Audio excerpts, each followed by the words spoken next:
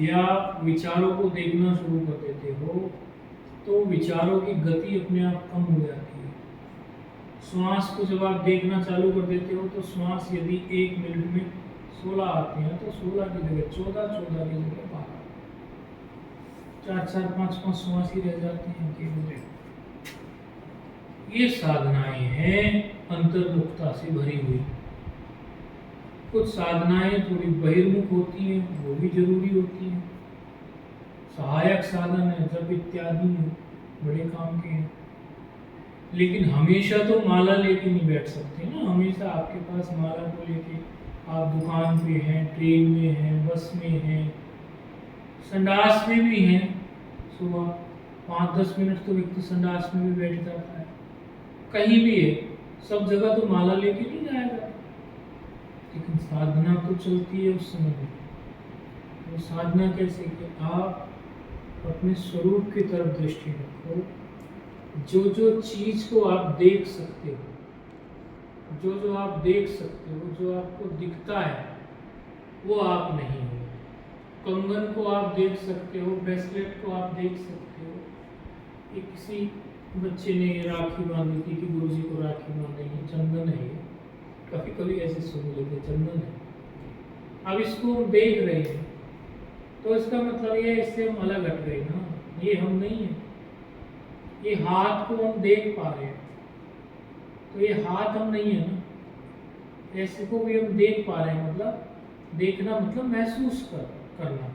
देखने का संबंध महसूस करने से संबंध है।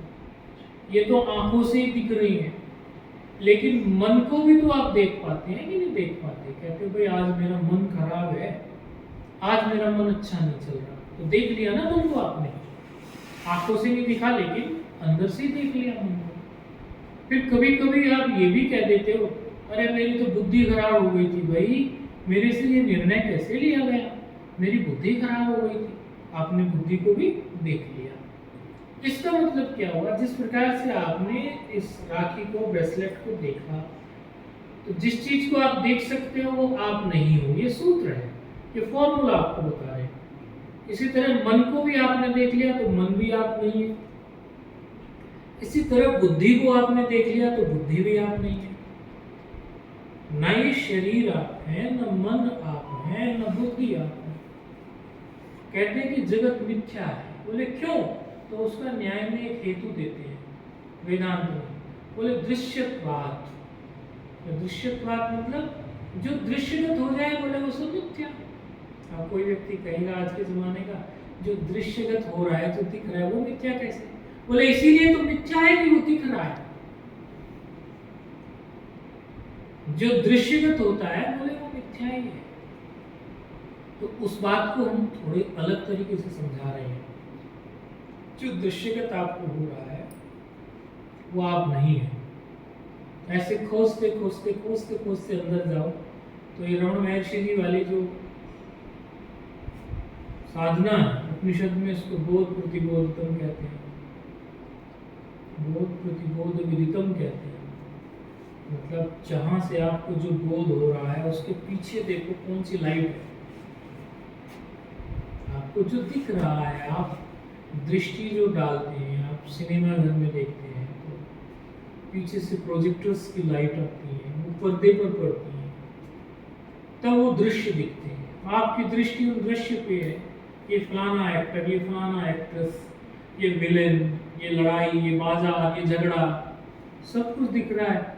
बसंती का तांगा और बसंती सब दिख रही है, लेकिन बसंती का तांगा बसंती दिख रही है या वीरू या देव दिख रही है। शोले पिक्चर में ऐसा था। तो पीछे से लाइट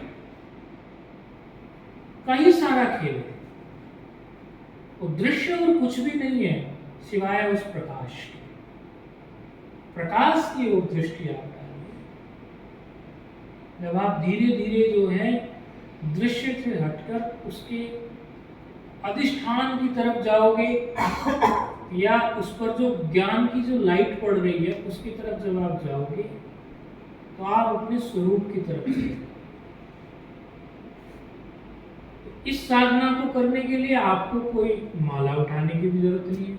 हर वक्त माला नहीं रख सकते तो माला उठाने की कोई जरूरत नहीं है। बस आप ये सोचते जाओ ये ख्याल मेरे मन में आया, ये